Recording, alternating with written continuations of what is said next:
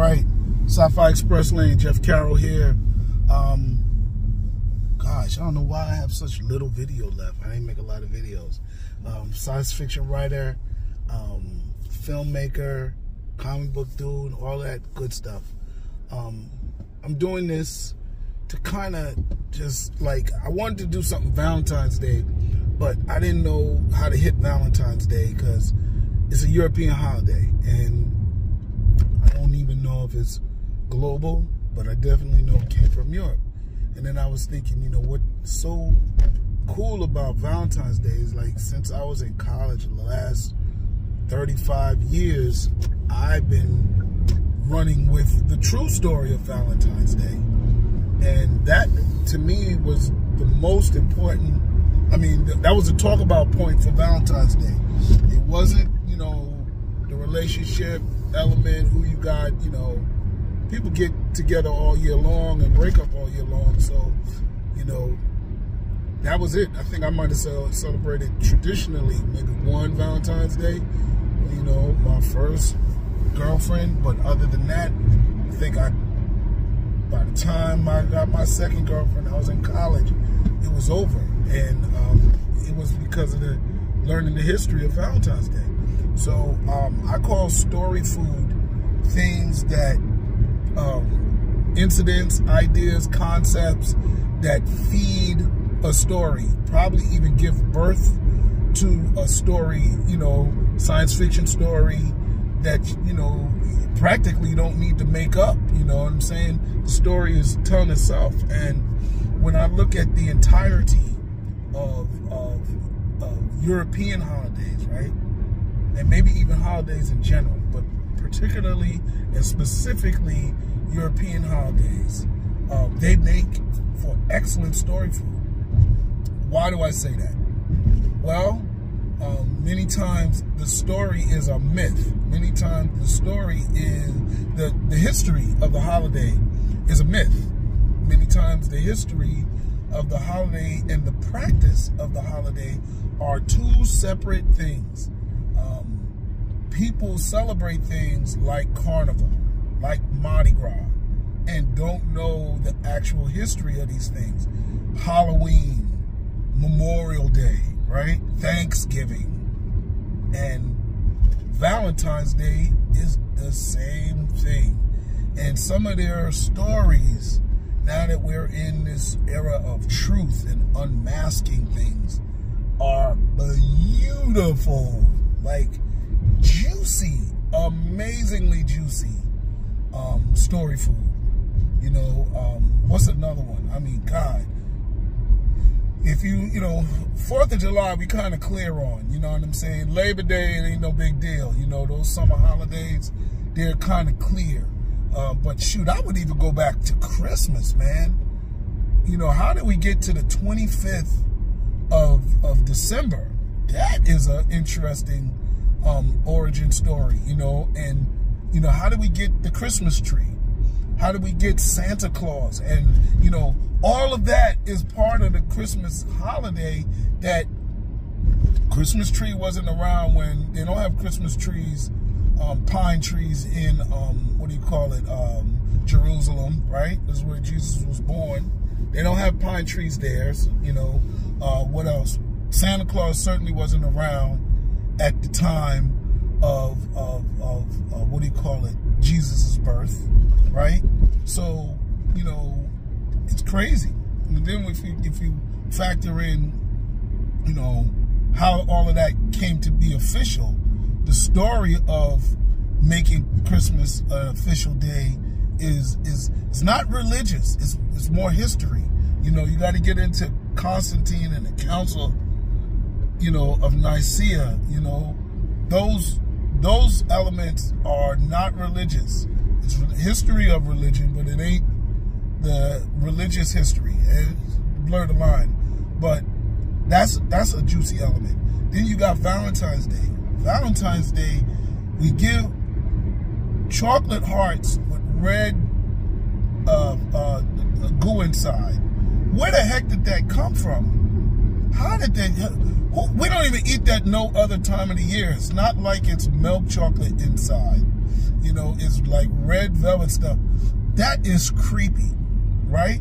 How did even the heart get, what do you call it, a symbol? How did the heart become a symbol of love? That's definitely Valentine's Day. You know what I'm saying?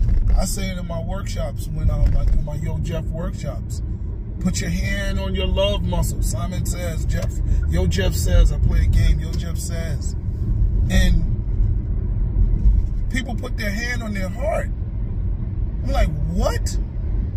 It's not, the heart don't pump love, it pumps blood. You might break somebody's heart, but your heart's still working. What breaks is your brain. That's your love muscle, your brain. Between your legs, it's not a love muscle, that's a making love muscle, right? You know, so, and no, not your mouth, that's the saying love muscle. So where do we get this heart from that is, you know, so symbolic with love, right? That's the Valentine's Day story. King Claudius II story. That myth, that story is story food. If I ever do something on, you know, holidays, if I ever can make it marketable, I'll definitely include the true story of Valentine's Day. You know, forget the Valentine's Day massacre. I think that was in Chicago or something like that. That's not, the Valentine's Day, it was already Valentine's Day when they had the shootout. The Claudius II joint, killing all the husbands of the married couples. He was against, you know, marriage and killing the couples, cutting their hearts out, sending the heart to the wife. That's crazy, right? That's the history of Valentine's Day. You know, so whether it's Mardi Gras, right? We're right here in Mardi Gras time, right? Forget Carnival. Carnival in Trinidad in September and in New York is blasphemy, right? It's not even religious. It's just a black freaknik. Like freaknik was white, but it's just a mainstream, all ages freaknik, right? It's nothing, no, it's culturally blasphemous, right? No doubt. There's no way to change it. Don't even debate it, because when you look at the history, Mardi Gras is, you know, pre-Lent, get all your sins out, before Lent, and then the Passover period, right? So it's got a religious element. But even with Mardi Gras, right? How many Mardi Gras do you need to do? How many sins? Every year you accumulate that many lustful sins? God, dog, I know it wasn't created, you know, well, I'm not even going to go into creation, but that doesn't even sound religiously correct. That's a lot of sin that you got to repent for in a Mardi Gras. And that's what it's really for. Sins of the flesh, let it out. Ah! Same thing with, what do you call it? Same thing with Carnival. Why are you doing it in September? That's half of the year. Not even half. That's not even like 6 months away from Easter. But it's supposed to be a sin-relieving symbol, what do you call it? Similar to Mardi Gras. That's crazy. So yeah, these what do you call it? Holidays. And we already know, you know, holidays, well, I'll go back and finish the sentence. We already know these holidays is crazy. But like, take for instance, Thanksgiving.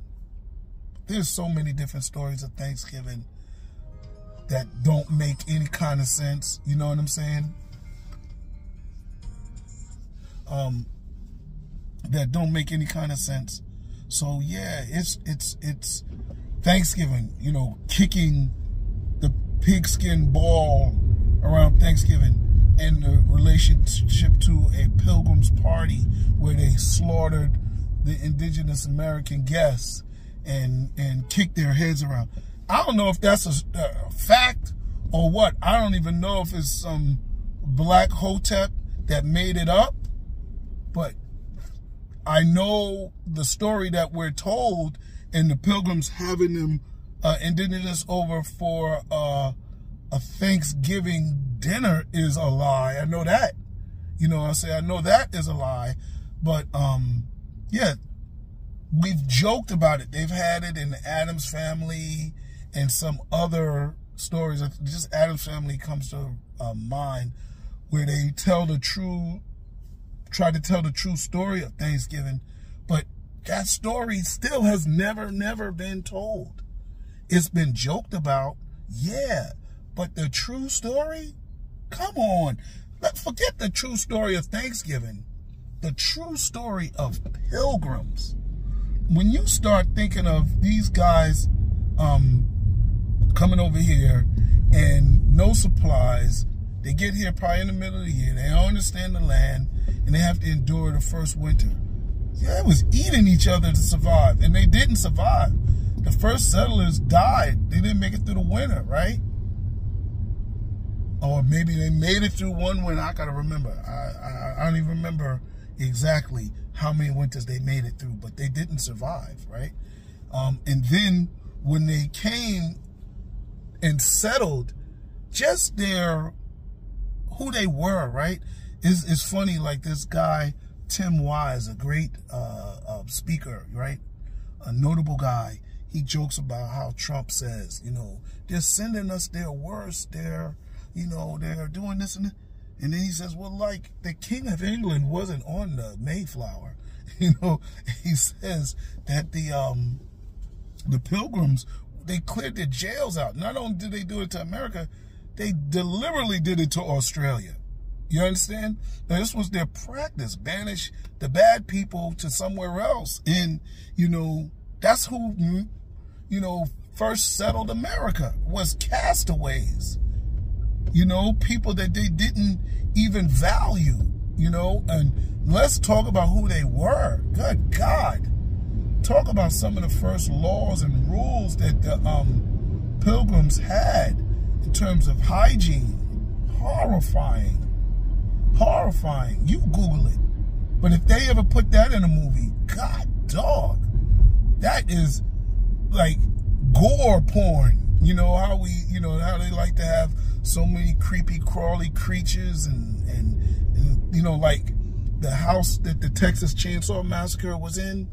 That's how the Pilgrims' living was, and you got to look at it. You got to look at the history. Our history has been so glorified over. If you want to say whitewash, it's different than whitewashing. Whitewashing is you take a black story and you make it white. Okay? This is like romantawashing. They're romanticized over these people and these aspects of history. It's crazy. And I think the most famous one, and that story still hasn't been told, but we know it's been beat up on, is this Columbus Day. He don't even have a holiday no more. He didn't survive. He didn't survive the technology. He didn't survive the internet. But still, his true story ain't never been told. We still got this stupid Pocahontas story that is similar to this Columbus story. We never heard about America's Vespucci. We never heard about DeSoto. I'm waiting to tell my DeSoto story, my story with DeSoto in it. Yo, the Columbus Day holiday? Are you kidding me? Columbus has, he got disgraced, but he didn't get, fully destroyed. If we did something on Columbus and what he really did and what his mission really was, come on, let's go. You understand? Let's go. All right?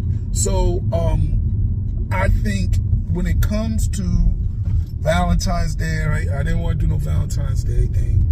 I wanted to do, it just came to mind, do all the European holidays because they really are story food. You know what I'm saying? And these examples are right there.